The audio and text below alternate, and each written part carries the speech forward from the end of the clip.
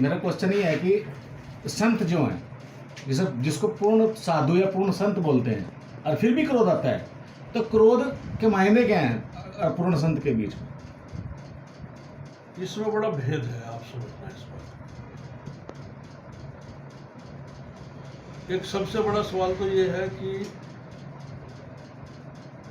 लोग ना जो सवाल करते हैं वो कह के तो ये करते हैं कि भाई मैं एक सवाल कर रहा हूँ, लेकिन उस सवाल के अंदर कई सवाल हो जाते हैं।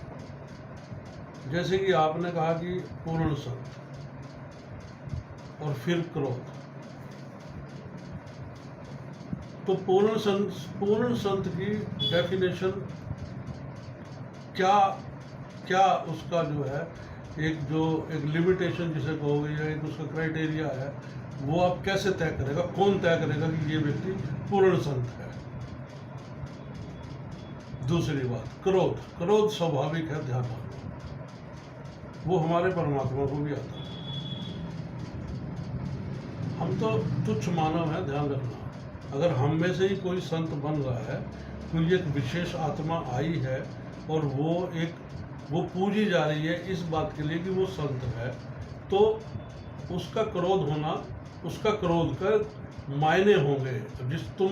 जिस पूर्ण संत की बात कर रहे हो, मैं उस पूर्ण संत को बिल्कुल मद्देनजर रखते हुए, उसको अपनी आंखों के सामने देखते हुए तुम्हें ये बताना चाहता हूँ, और बहुत सारे लोगों को बताना चाहता हूँ जिनके मन में ऐसे ऐसे सवाल उठते हैं कि पूर्ण संत को क्रोध क्यों आता है।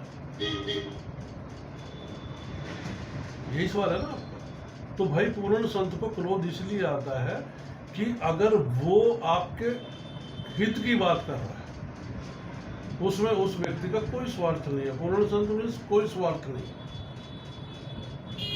सब कुछ परमात्मा का, सब कुछ उन आत्माओं का जो ये संसार के अंदर आत्माएं घूम रही हैं, सब कुछ उनका, कोई ऐतराज नहीं किसी प्रकार का। ऐसे में अगर कोई व्यक्ति थोड़ा सा पथ भ्रष्ट हो जाए, थोड़ा उसको समझाना पड़े इस बात के लिए कि भाई तुम बेटा ऐसे नहीं, ऐसे जियो, ऐसे नहीं, ऐसे करो, ताकि ये जो है समाज और देश हित में हो, तुम्हारे स्वयं के भी हित में हो, तुम्हारे परिवार के हित में हो, और उसको और वो व्यक्ति रेस्पेक्ट तो ये करता रहे, आदर तो ये देता रहे कि जी आप मेरे पूर्ण गुरु हैं, मैं आपको दिल से इज्जत करता हूँ।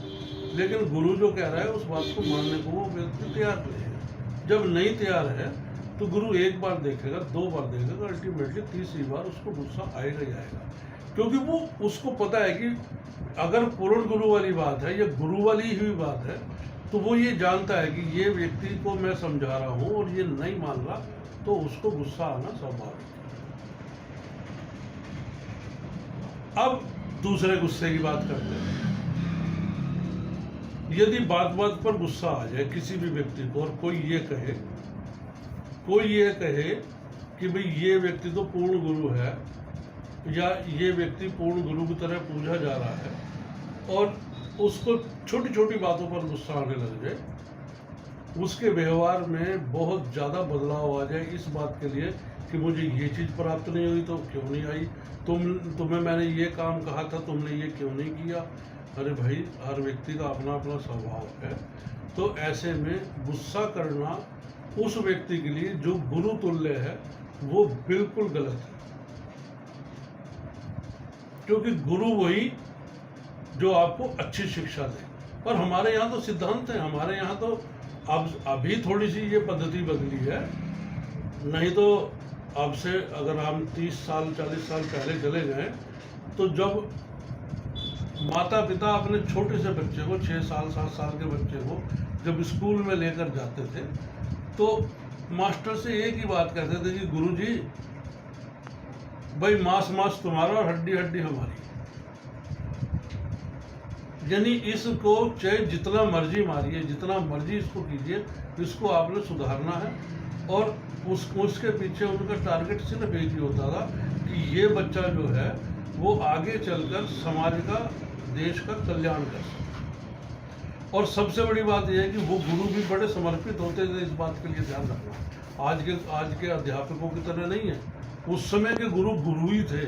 और मैंने देखा है, हमारे समय के अंदर जब मान लो बच्चे से गलती होती थी तो वो एक 4 पैर वाली जो देसी आम सामान्य कुर्सी होती थी लकड़ी की, वो उनके नीचे दोनों के नीचे ऐसे हाथ रखवा देते थे दोनों पैरों के नीचे और बैठ जाते थे ऊपर, और बच्चा चीखता रहता था, रोता था, लेकिन उसको पता था कि क्योंकि गुरु को भी पता है कि ये जो प्रारंभिक शिक्षा है ये बिना भय के इनके अंदर नहीं वास करेगी। तो वो थे गुरु।